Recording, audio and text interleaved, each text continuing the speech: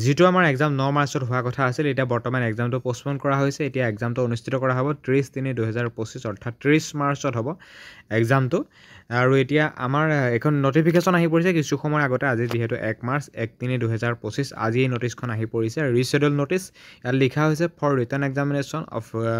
grade 3 non technical post অৰ্থাৎ DME যিখিনি exam হ'বলগীয়া কথা আছিল 9 মাৰ্চত এতিয়া তেওঁলোকৰ এক্সামটো বৰ্তমান পোষ্টপন কৰা হৈছে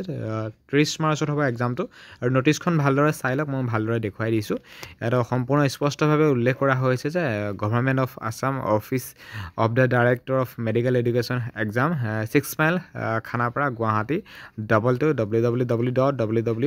www.DME ৱেবছাইট বা ইয়াত লিখা হৈছে অফিচিয়েল ৱেবছাইটৰ বিষয়ে assam.gov.in ইমেইল dmeassam@gmail.com বা এইখিনি